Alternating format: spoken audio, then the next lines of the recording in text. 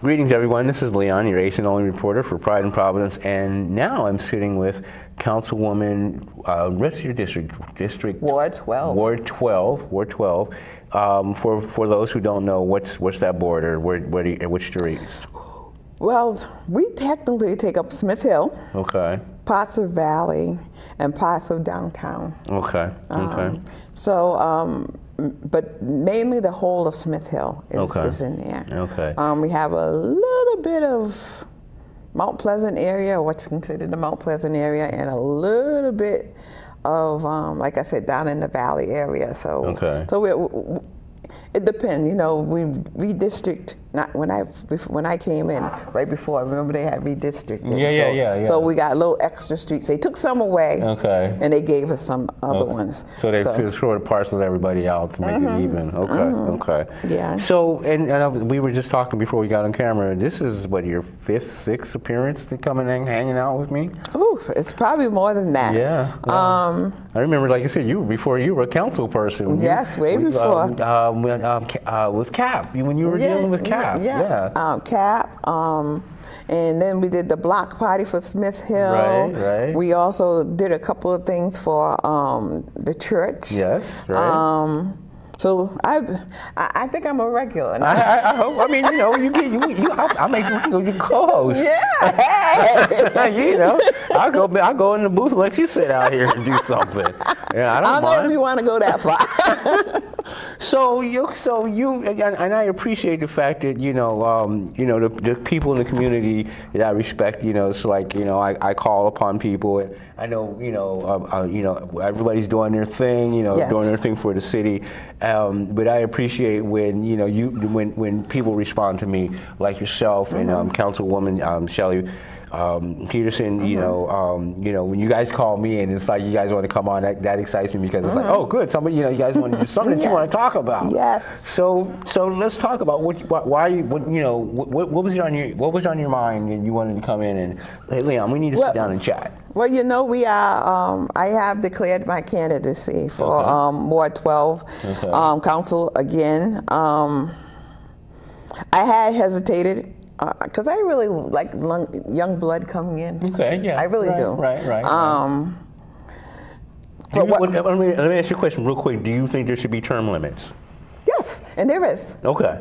There is. For council people, there are term limits. Yes, there are, and I've always believed that. And for all of them, because I do realize that the more you're there, the more wisdom you get. But I think you can depart that wisdom to somebody else. Okay. Or pass the torch. Yeah, you can be in another position and help them out, or just go and help them out. Or if they come and ask you for the advice, give it to them. Right. Don't tell them what to do. Right. Knowing it's for the community that you're giving that advice. Don't let it's like a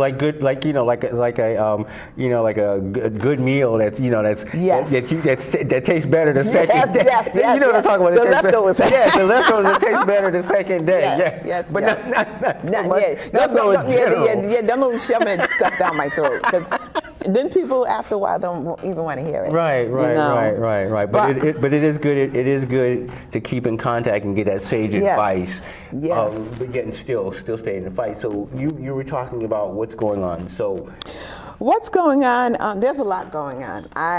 One of the reasons I want to stay in this fight is one of the biggest issue was rent stabilization. Right. We have too many people that cannot afford rent. They are being pushed out left and right. And these are not, everybody says, oh, no, these are people working two and three jobs. Right. And they have more, and these are families. And some of them are single, but they cannot afford the rent. Right. And I do not think we should be pushing all of our residents out of a home, Some of them have families and some of them don't, but they deserve a home, affordable home, a safe and stable home.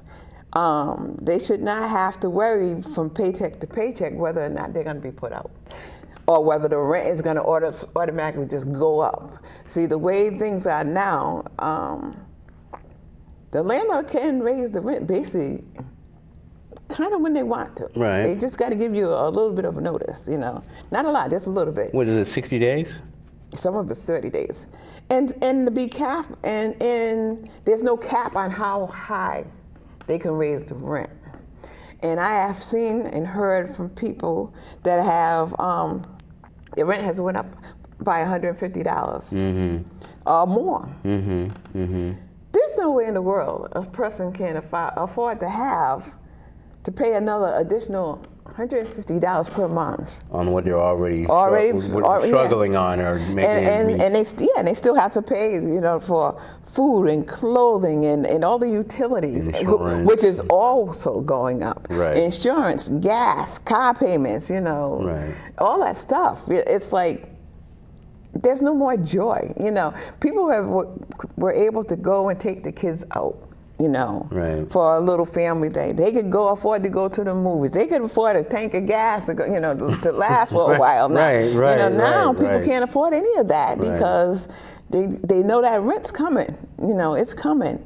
And not only that, that's from the renter's side, but for the small landowner that has maybe one or two tenants that they like. That they've had for years. That are really good tenants. You're kind of putting a lot of pressure on them because every time all the rents go up, property values go up, taxes go up. Well, let me ask you a question on the other side of that. As the term is gentrification.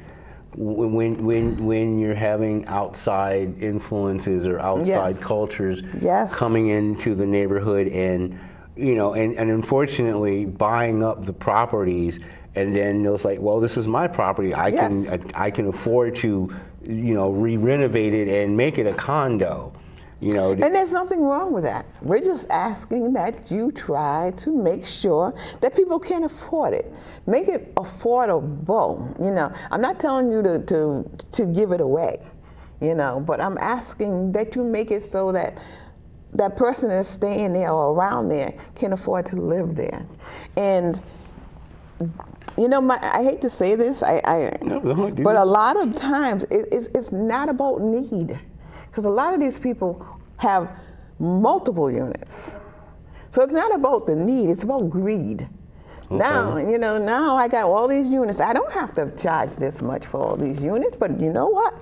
I can get. As long as I can get the money. I can get this and if a few months down the line I raise it, if they don't, because of the housing shortage, if they don't want to pay it, someone else will come and get it. Okay, now that being said, how do you weigh that against? Like I said, I'm a landscaper, so I have customers that are apartment owners and things like that. On the other side of that, how do you fight against, or how do you deal with bad tenants? That good drive tenants, up. Yeah, there's good tenants and there's bad tenants. And how do you? There's good landlords and bad landlords. Okay. I have been on both sides of the equation. Okay. I have heard all the horror stories on both sides of the equation. Right. So so as a landlord, you can understand maybe their apprehension in the rent stabilization bill. Why? Because that's not going to stop you from having a good or a bad tenant. Okay. That's what I'm saying. Let's hash that out. If whether I'm paying $500 a month or $1,000 a month, if I'm a bad tenant, I'm a bad tenant. So I'm going to destroy your house, no matter how much I'm paying. It's not the cost of the house and the rent. It's the caliber of the person that's in that house. Okay, so how would you, in a sense, like you said, you're a property owner. How do you protect yourself, or how do you? I mean, not that you necessarily can, but how do you sort of best, or ways to, so like I said, protect yourself from a bad investment or a bad tenant? Unfortunately, it's going to be the same thing as either way. Okay. It's going to be the same laws. The laws are not going to change. Okay. There are eviction laws. There's different ways of doing this. And 9 times out of 10, I hate to say this, it is kind of mainly for the tenant. But that's because there have been some bad landlords that made it bad for all the rest of the landlords. Because like I said, there's good and bad on both sides. Right, exactly. So there are some landlords that we know may have turned the water off. Okay, or played with the electricity. We know that. Right. And those tenants deserve some type of, protection. Okay.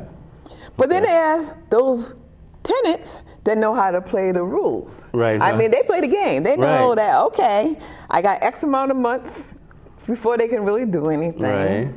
I had a horrible tenant. I had good tenants, but I had one that it wasn't that they were a bad tenant, they just had bad situations. Situations, yes. But I had a horrible tenant, and she played every game there was to play. She paid exactly 1.5 months rent, and she ended up in my house for almost 16 months. That's how long it took me to get through. She played this. Oh, they turned to it. Well, that's strange. I'm living in the same house that you're living in. It's not like I live in another state or around. If I turn the water off in your house, I turn the water off in my house. Right. So that didn't happen. Or she came to court. She didn't come to court because the child was in the hospital. She come to find out she'd go to the hospital and stay there all day so she can have some. They never keep her. They didn't keep the child. They didn't keep her when she said it was her. One time she swore down, she fell, and she came in the courtroom with the and every time the judge would give her more time, and it was frustrating. So I understand the frustration. However, I've always had good tenants too. Okay. I've had tenants that had to leave, not because they were bad tenants or I was a bad landlord, but just because their situations changed. They had more children. They didn't need they needed a bigger They need a bigger space. Right. Or they decided to buy their own, which is wonderful. That's what you want them to do. Okay. Or they moved out of state. Right. They got a better job and they're moving up. Right. So and that's what and that's what you want. That's what you really want. That's what you're hoping for. Right. Because that's what happened to me. After I rented and rented and rented and rented and rented, and then an opportunity fell into my lap because the last person I rented from was like, "Why don't you just buy the house?" Right. And I was like, "Oh, they tell me you're a good tenant, blah blah blah blah blah. We'll do a rent to own if you want to." So I thought about it because my thing at the time was I don't want to that responsibility. That responsibility. I really didn't want it. But then I was getting older, and I'm like, maybe I should do this, Right. So I had a good landlord, I've also had a bad landlord that she told me, the washing machine's making too much noise and this and that. And anything. Right. So like I said, I've been on both sides of the issue. But the biggest point is you can have a bad landlord or tenant no matter what. So why are you overpricing the home and putting so many good people out in the streets? So in a few minutes that we have left, explain both sides of the rent stabilization, so that myself. Let's say I'm a potential renter. How does this help me get into a space? And on the other side, as a landlord, how does this help me as a landlord get people into my place, or both sides? Okay. And we did a lot of research. The staff did a lot of research. We council did a lot of research. We really looked into this. But our rent stabilization, we did looked into a lot of different ones, and we kind of pieced together one that worked better for us. Okay. Because a lot of the cities were either bigger than us or smaller than us, so we tried to make sure that it worked for us. But the whole point of it is, you have a one, because what the game was playing, that you couldn't find any 1-year leases anymore because they wanted to be able to raise the rent whenever they wanted to. Okay. So for 1 year, whatever your rent is for that one, that when you rent it out, it stays that way for a year. Okay. After that year, if you want to raise the rent, you may raise it up 4%, no higher than 4% unless there's something really big and construction going on. And there's a housing board that can help and say, okay, well, this is needed, blah, blah, blah, blah, blah, this, whatever. 4%, I think, is doable. Okay. Because it's like $40 or $50 more per rent than there's a 150, and whenever you feel like raising it up, increase. Now, is that incremental or all at once, or? It will start at that year. And like I said, it's a may. You don't have to, if the landlord is satisfied and everything's fine, you don't have to raise it up. Okay. But, because I haven't really raised my rent, everybody look at me and they say, how much my third floor is $550. My first floor, we just did a big reevaluation and we fixed it up, and because they needed more handicap accessible things than what we had. Okay. And they didn't want to move, and we really didn't want them to move because I think they're great people. So we raised it up from $750 to $800. And everybody's like, why are you only paying that much, charging that much? I have good tenants. Okay, right. I don't need all this extra money. I'm comfortable. I was not born rich. I doubt very much if I'm gonna die rich. And I'm comfortable. Okay. That's when you say need and greed. Yes, I could raise it all sky high because everybody around me is charging a whole lot more. But I don't want to. And I don't think I have to. Yes, my other things are going up, and I may have to if the utilities continue to grow. But even if I do, I would never do $150. Well, so now explain to me, and also how is rent stabilization? Why are a bunch of landlords so afraid of it, or Because of the hype. What the people that. And most of them, I'm not going to call any names. Most of them are student housing people, or places that have huge conglomerates and a lot of properties. Okay. Most of them don't live here. Okay. Most of them don't really care, one way or the other. They just want the money. They just want the money. Okay. And they can squeeze as many students as they can in the thing, which we're changing all those things too. But some of the other ones, they're getting tax breaks. Some of them for, they're building it. Oh, well, we want a tax break on this or whatever. And we'll put a certain amount of affordable, what they say is affordable housing. We all know there's no such thing as affordable anymore. Right. There really isn't. I mean, but the majority is going to be for other people. So where are all these rich people coming from? That's what I want to know. That's the gentrification that we're talking about, right? Where are they coming from? And why are we so concerned about them? And why should we empty out our whole communities for them? So, and the parking, the more you build, there's no more parking. We don't have adequate parking in the city of Rhode Island, Providence. Right. We don't have it, and I don't know where we're going to get it. And most of these new permits that we're putting through, you don't have to have any parking things. Before, you used to have at least one space. One space. That's getting forgiven. So now you got these apartment buildings with 36 to 40 units. And no place to park. And no place to park. And people are going to get parking tickets and they're going to complain about that, and they're going to want to move. Yes, right, because they can't afford the parking tickets. Yes. So I think we're just adding things. I think we need to realize that we are not New York City. We are not Philadelphia. We are not Chicago. We're not even Boston. They have been used to parking a certain way. They got the routine down. They've been doing it for years and decades. Right. We are little Providence. We're a big city. We're the capital city, but we still have a small town feel. And we need to think of this, that do we want to actually get rid of what our city is? I think our city is beautiful. Most people that come into our city say, oh, I love Providence. Well, yeah. Well, but then they come in and they want to change it to where they came from. I tell people all the time, well, if Philadelphia was so great, why did you move here?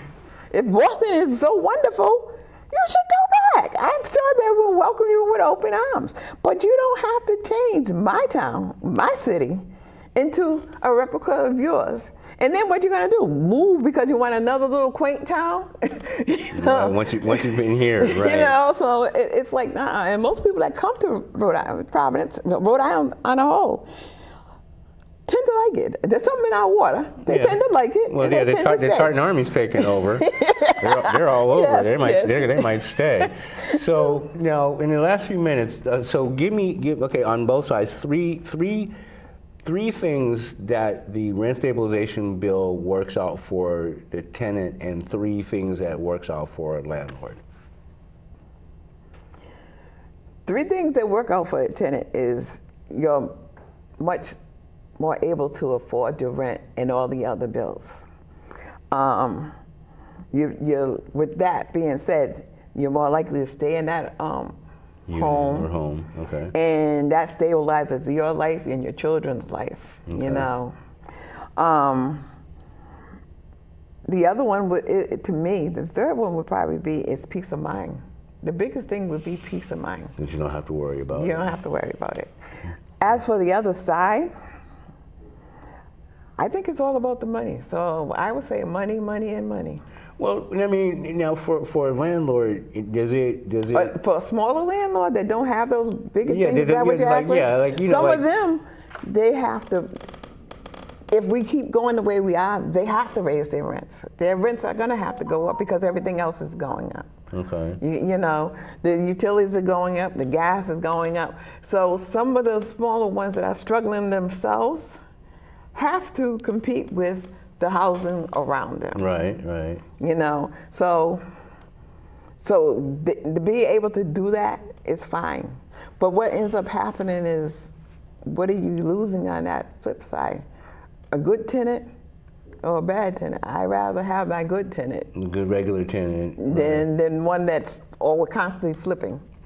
Because some of them are probably going to be good, but are they going to be able to stay there?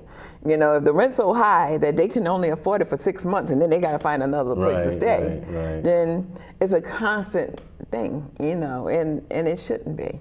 You know, we want the kids to get the roots. Yes. You know, a foundation, because the worst thing for a kid is to not know where they're going to be when they open their eyes the next day. Right.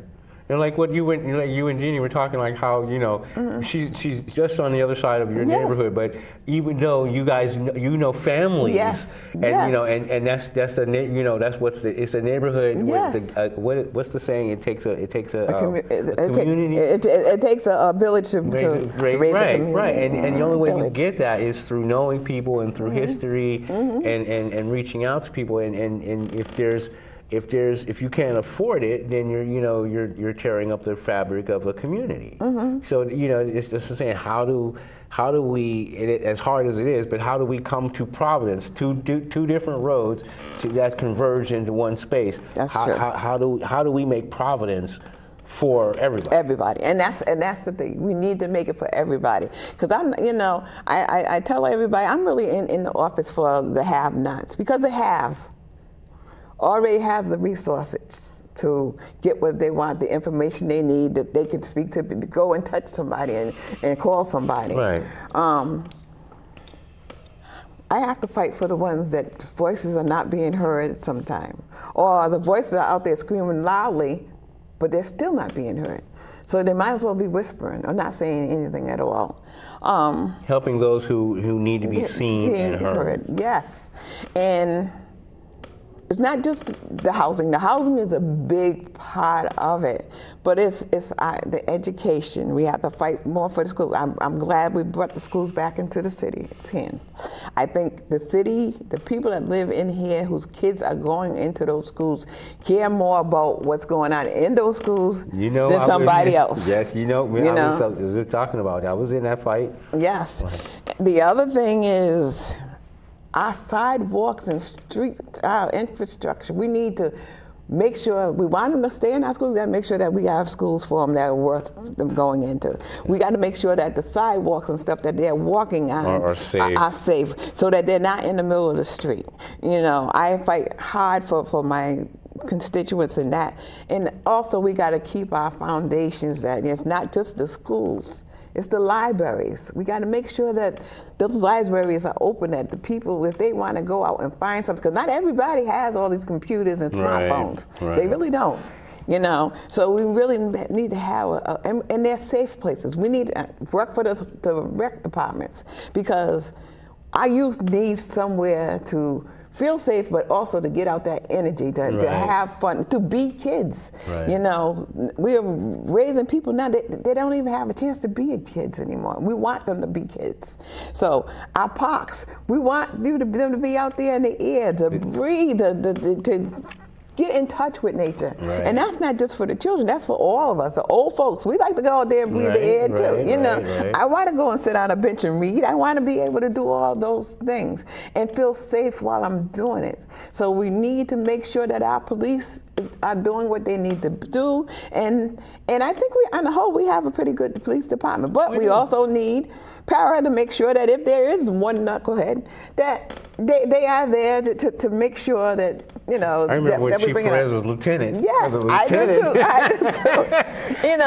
too. We need all of those things. And the only way we're going to get to be a great community and stay a great community is to have all of those in a nice cohesive ball, and not just going by my income. Oh, well, you don't make enough income, so why am I worried about you? No, worry about all of us.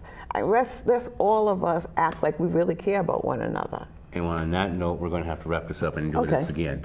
Okay. We'll have to come back, and you have to tell me more about what's going on with the rent stabilization and how it's progressed and everything like that. But as always, it's been a pleasure to have you coming out. It's been wonderful talking to you. We keep doing this. You're going to have to co-host. So I'm going to have you back here by yourself. I know. All right, ladies and gentlemen, we're out. Peace. Bye. Perfect. All right. Yeah, and you know how I do. I don't want to get political, but I do want you to explain what the issue is from both sides. I would. As a property owner, and as as what it's for and what it's for, because there are a lot of people that are still confused by it. Because they did the okey-doke. Let's be truthful. We have been pushing. Really, this came from the housing crisis group, the committee that I was on. Okay. Mary Kay was the one that kind of orchestrated it. And we did a study of everything, of why everything is, the issues that we have, not just homelessness, but the people that are being forced out of houses, the ones that can't afford it. We talked about every aspect of it. How can we make more affordable housing? How can we make it so that people and families didn't have to go from house to house to house, or because some of them are not technically homeless because they got somebody's couch. Right, couch surfing. Type of thing. Couch surfing, I did it. But they cannot afford the rents that are going up. Right. And we know that we need housing, but we also know that there's only so much space in our city It's only going to be able to build so many houses. Which is why we're going up in height. And now the communities are fighting back because we are looking at it, and the communities, it doesn't look like our community anymore. When we started having 2 family, 3 family, 15 a story. You know? Yeah.